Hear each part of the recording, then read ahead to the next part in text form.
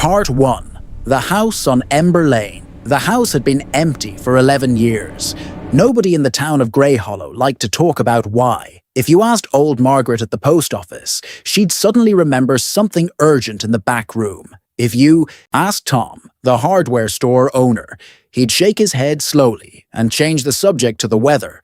And if, God forbid, you asked anyone about the last family who lived there, the Aldersons, you'd find yourself talking to a wall. But Daniel Marsh wasn't from Greyhollow. He didn't know its silences. He didn't understand the way the locals' eyes slid away from Ember Lane like oil off a hot pan. He was 29 years old, newly divorced, freshly unemployed, and desperately looking for a place to start over. And the house, 3 bedrooms, a wide porch, a sprawling oak tree in the backyard, was listed at $400 a month. $400. In this economy, he signed the lease that same afternoon. The landlord, a thin man named Gerald Fitch, handed him the keys with hands that trembled slightly.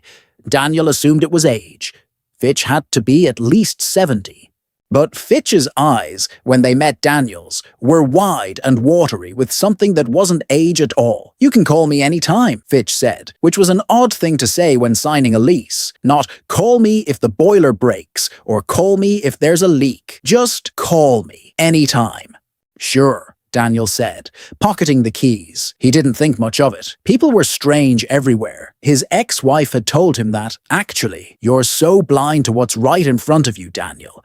You never see things until it's too late." He drove to the house, alone. It was October, the kind of grey. Still October where the leaves have all died but haven't fallen yet, clinging stubbornly to the branches like they're afraid of what comes after. The road to Ember Lane curved through a patch of old forest, and as Daniel's headlights swept through the trees, he thought, just for a moment, that he saw a figure standing between 2 oaks, watching him. He blinked. Nothing. Just branches. Just shadow. Just October being October. The house looked fine from the outside. Paint a little worn. Gutters slightly bent, but solid. Real. The kind of house that says, "I have stood here a long time, and I will stand here long after you are gone." Daniel grabbed his 2 bags from the trunk, walked up the porch steps. The 3rd one creaked, he noted something to fix, and unlocked the front door. Inside, the air smelled of dust and something else, something older, like the smell you get inside an antique shop. The accumulated breath of decades, of things that have held other people's memories for so long, they've started to develop their own. He turned on every light in the house. That first night, he slept in his sleeping bag on the living room floor, too tired to set up the bed frame he'd brought in pieces. He fell asleep with the TV on. He'd gotten the cable running in 40 minutes, one of his few reliable skills, and he dreamed of nothing, or so he thought. When he woke at 3 a.m., groggy and dry-mouthed, the TV was off. He hadn't turned it off. He stared at the dark screen for a long moment, heart tapping a little faster than he'd like. Then he told himself it was probably a timer or a power flicker, reached over to the remote and turned it back on. The room filled with light and the murmur of a late-night infomercial. Daniel exhaled. Then he noticed the smell. It was coming from the corner of the room, the far corner behind the armchair he hadn't moved yet. Something damp and dark, like soil after rain, like a freshly dug garden, or like a freshly dug grave. He told himself it was nothing. Old houses breathe. They expand and contract, push smells up through old floorboards, remind you that they were built over earth, that the earth is still there. Just below, he went back to sleep. He did not hear the footsteps in the hallway. Or if he did, he folded them into his dreams and forgot them by morning. Part 2. The neighbors. The next morning was bright and cold and ordinary. Daniel drove into town, bought groceries, a mop, 2 light bulbs and a box of coffee pods. He waved at a woman walking her dog. She waved back with a tight, slightly confused smile, like she was trying to remember who he was. Which of course she couldn't, because they'd never met. At the grocery store, the cashier, a teenager named Becca, according to her name tag, froze when she saw his address on the loyalty card form. "Ember Lane?" she said. "Yeah," Just moved in." Becca processed his items without another word. No small talk. No, "Oh, you'll love it here," or "Welcome to Grey Hollow." Just the quiet, mechanical beeping of the scanner, and a receipt and an expression that had closed like a shutter.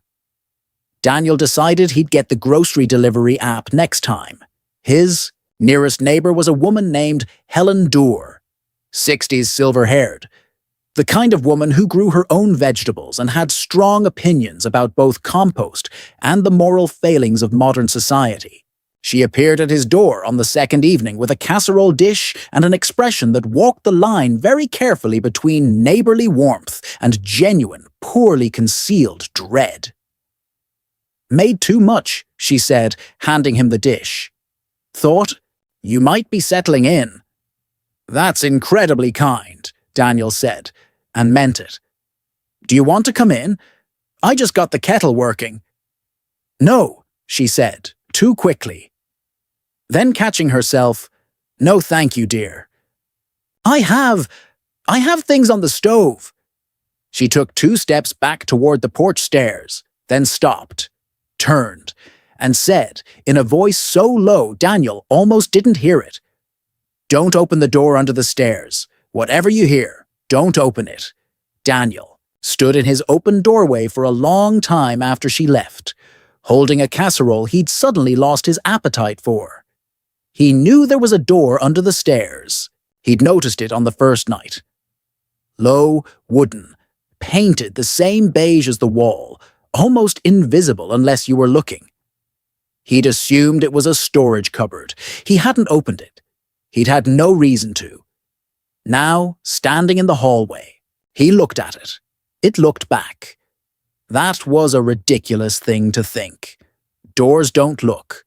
Doors are wood and hinges and old paint. Daniel set down the casserole on the kitchen counter, went back to the hallway, and crouched in front of the low door. It was latched from the outside. A simple brass latch, the kind that just flips over. Nothing keeping anyone, anything, in. Nothing. He stood up, went back to the kitchen, reheated the casserole, and watched television until midnight. He did not touch the latch. But at 2:47 a.m., something on the other side of that door touched it. He heard it from his bedroom. A small sound. A scraping, tentative sound.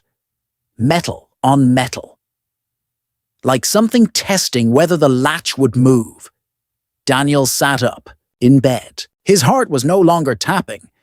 It was hammering, all out, like it was trying to break through his ribs and run somewhere safer. He sat perfectly still for 2 full minutes. Nothing. He lay back down.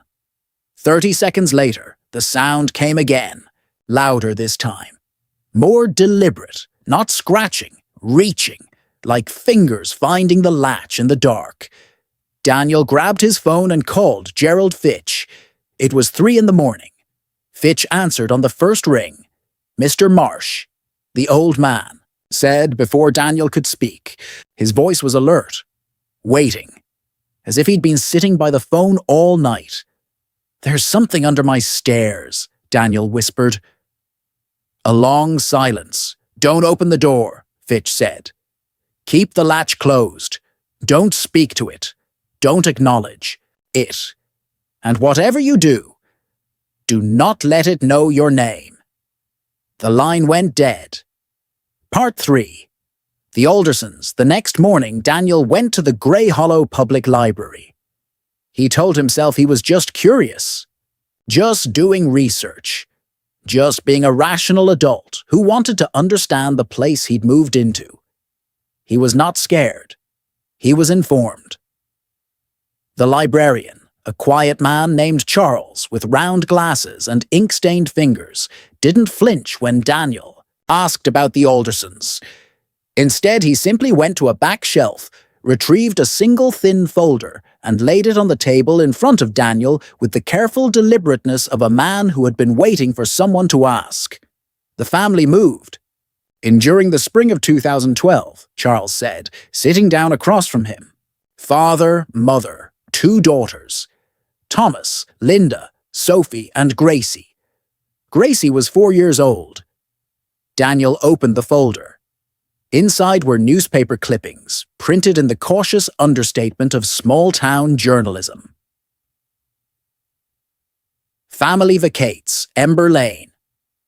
Home. Under mysterious circumstances. September 2013. Local police investigate reports of disturbance at 14 Ember Lane, October 2013. And then, the headline that made Daniel's blood drop several degrees. Alderson child found unresponsive. Family refuses comment.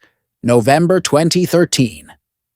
Gracie survived, Charles said quietly, before Daniel could ask. Physically, she was fine, but she didn't speak again for almost 2 years. When she finally did talk, she only ever said one thing about what happened in that house. Daniel looked up. She said something was living under the stairs. Something old. She said it had been there since before the house was built. That the house was built on top of it, around it, like a shell around something that was already there. Charles folded his hands on the table. She said it collects names. That's how it feeds. Someone tells it their name, or it finds it out another way. And then it has you. It knows you. It can reach you anywhere, not just in the house. What does it hold? Daniel said, even though he didn't want to know. Everything, Charles said. A name is a hook, and you are the fish. Once it has the hook in you, wherever you go, whatever ocean you swim to, it can feel you, find you, reach you. Daniel thought about Gerald Fitch's voice on the phone. Do not let it know your name. There's no word for it in English, Charles continued. Helen Dorr's grandmother. She was from rural Poland. She had a word. Zai. He spelled it out. It means, roughly, something that waits. Something that has always been waiting. It doesn't chase. It doesn't hunt. It just waits for someone to come to it.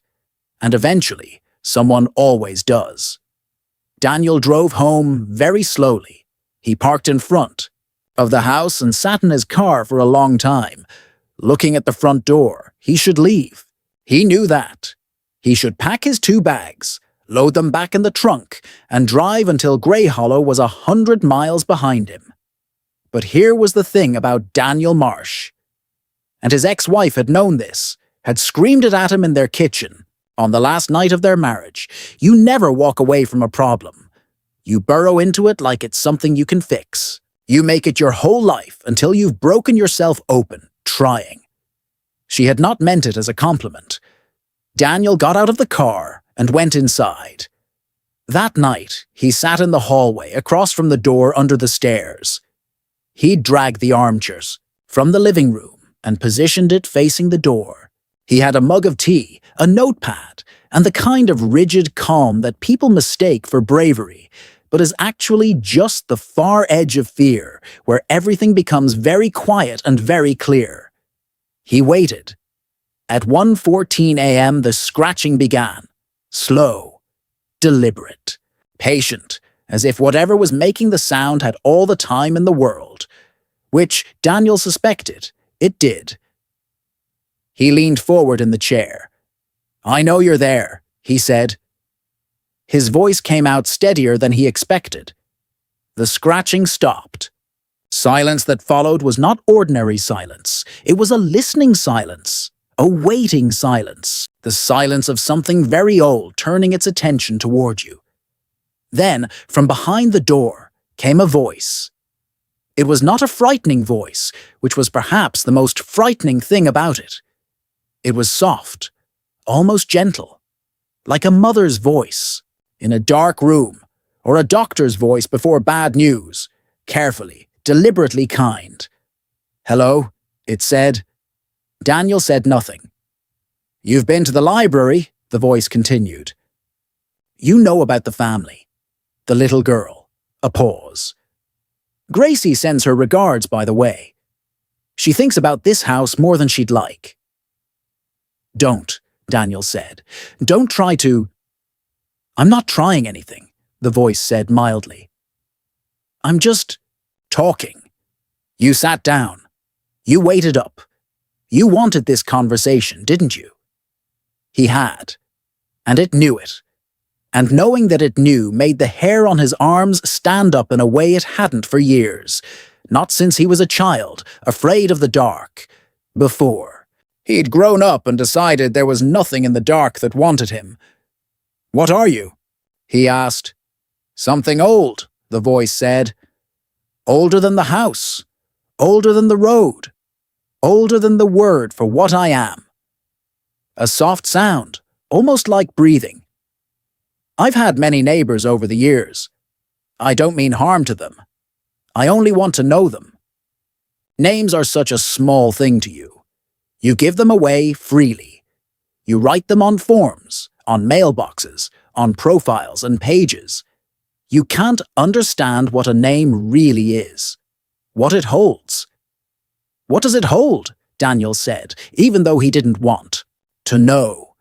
Everything, the voice said simply. A name is a hook, and you are the fish.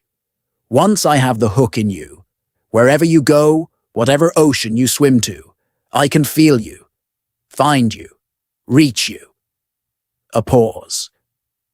You're lonely, Daniel. He hadn't told it his name. He hadn't told it his name. His hands, wrapped around the mug of tea, went very cold. The lease, he said. The lease, the voice agreed, with something that sounded horribly, like satisfaction. Gerald is very helpful. He doesn't like to be anymore. But he owes me several old debts. He always makes sure I receive the paperwork. Daniel stood up from the chair. His legs were steady, barely. He looked at the door. What happens now? He said. Nothing, said the voice from behind the door. Not tonight? I don't rush. I never rush. You'll sleep, and tomorrow you'll convince yourself this was a dream, or a trick, or a gas leak. You'll stay. They always stay a little longer. Then they should. And little by little, I'll get to know you, Daniel Marsh. Your fears, your grief, the marriage that ended, the child you didn't have, the nights you lie awake feeling like you disappeared from your own life somewhere and can't find your way back. The voice dropped lower. I see all of it, through the name. I already see all of it. Daniel did not sleep that night. He sat in his car in the driveway with the engine running and his phone in his hand and called Gerald Fitch at 2 a.m. and this time, when Fitch answered, Daniel didn't let him speak first. It knows my name, he said. Fitch made a sound on the other end of the line. Not words, just a sound. Low, defeated, like something giving way. I'm sorry, Fitch said finally. I needed the money. I have debts of my own, and it always promised that the next tenant would be the one who figures it out. That the next one would end it. End it how? Daniel said sharply. Silence. Fitch. It can be starved, Fitch said reluctantly. Names feed it. Presence feeds it. If someone were to go into the space under the stairs, and take back what it's collected, all the names, all those years of them, it would be weakened. Maybe enough. Take them back how? Daniel said. He could hear Fitch breathing, long and slow, like a man confessing to a priest. There's a box, Fitch said, under the floorboards in that space. I put it there myself, 20 years ago, because I was a young fool who thought I could trap it, contain it. Instead, it found the box and used it. Everything it's taken is in there. Every name, every piece of whoever it's had its hooks into. You take that box outside, you burn it, all of it, on ground that's never been part of this property. Far from here, running water between you and this house if you can manage it. And if it tries to stop me, it will, Fitch said. It doesn't like to lose what it has, but it can't leave the space under the stairs. That's why the door's still latched. That's the only mercy. It can reach out, it can speak, it can touch your dreams, but it cannot cross the threshold of that door. Not without an invitation. Don't invite it, Fitch said, and hung up. Daniel sat in the car for a long time. He thought about his ex-wife. He thought about how she'd said he always burrowed into problems. He thought about the 4-year-old girl who'd stopped speaking for 2 years.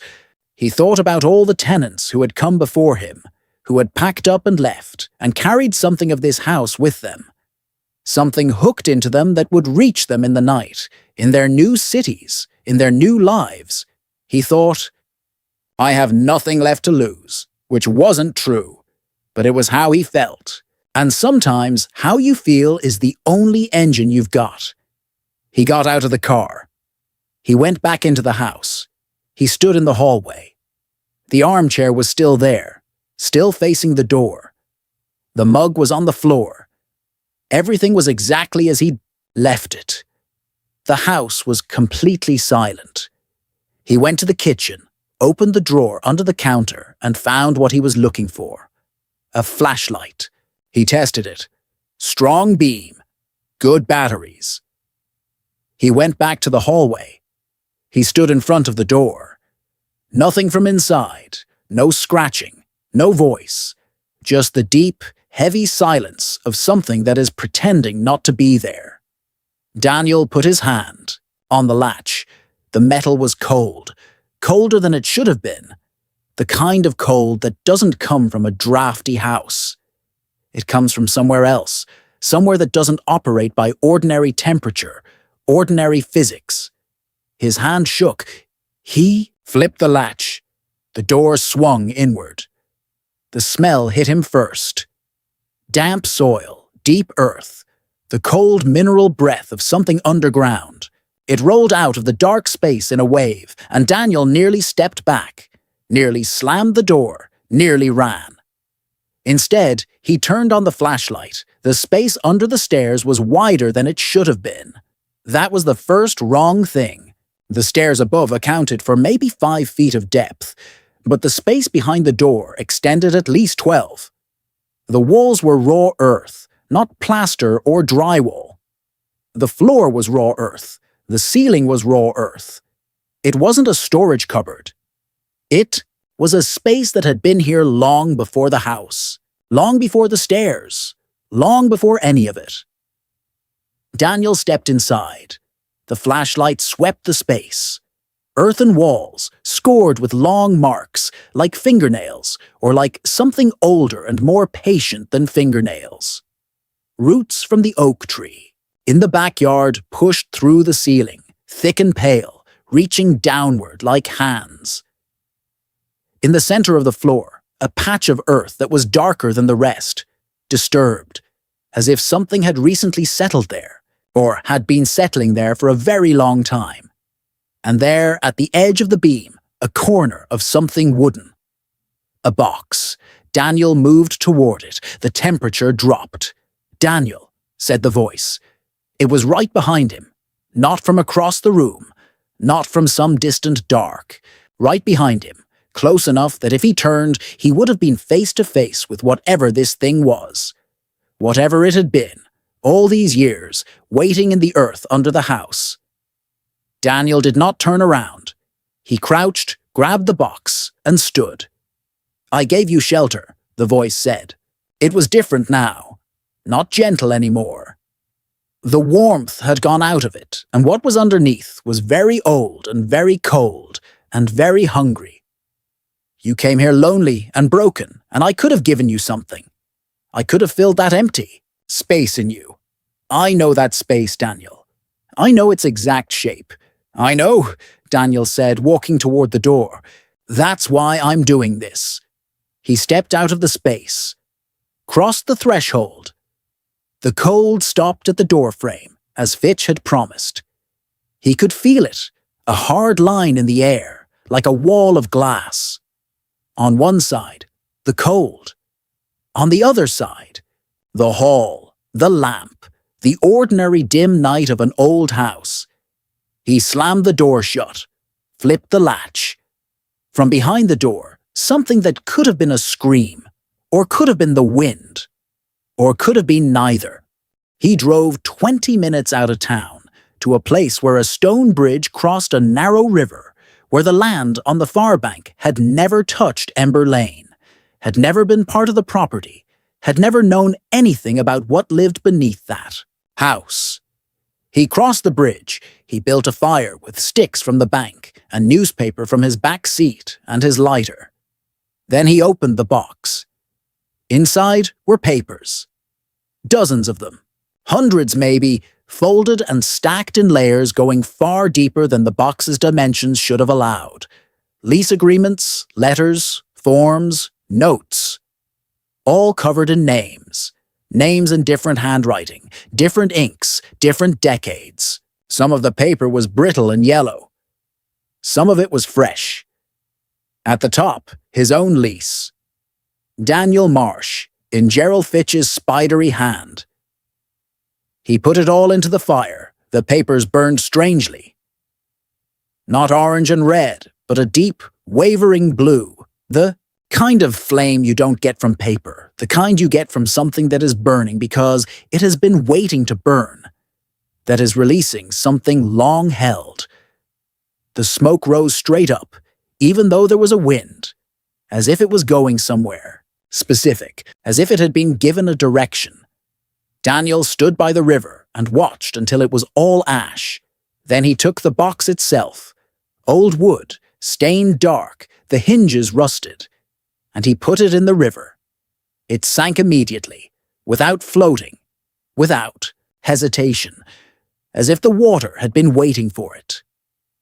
Daniel stood on the bank until the sun began to come up over the trees. Then he got in his car, drove back to 14 Ember Lane, walked into the house, and went to bed. He slept until noon, and he did not dream. A month later, he was still there. The house was quieter, not a nervous waiting quiet, a real one, the kind of quiet a house has when it is just a house and nothing more. He'd fixed the third porch step. He'd painted the front hallway. He'd taken the armchair back to the living room and put a small table beside the door under the stairs with a lamp and a bowl of keys on it. He'd turned the most frightening spot in the house into the most ordinary. Helen Dorr brought him another casserole and actually came in for tea this time. She sat at his kitchen table and they talked for 2 hours. She didn't ask what he'd done, and he didn't tell her. Some things are understood between people who live near old places. Gerald Fitch called once, not to ask anything, just to say, in a voice like a man who has put down something very heavy, "I heard." Then he hung up. Daniel never found out exactly what the thing under the stairs was. The word Zai seemed as good a name as any. Something that waits. Something that has always been waiting. He told himself it was gone. Starved, as Fitch had said. Weakened to nothing. He almost believed it. On the last night of November, he woke at 3 a.m. to total silence. He lay in bed, staring at the ceiling, and told himself everything was fine. He had done what needed to be done. The house was just a house. Then, from somewhere very far away, not from under the stairs, not from any room in the house, but from some distance that wasn't measured in feet or miles, he heard something. A sound. Soft, patient, like something settling in, waiting.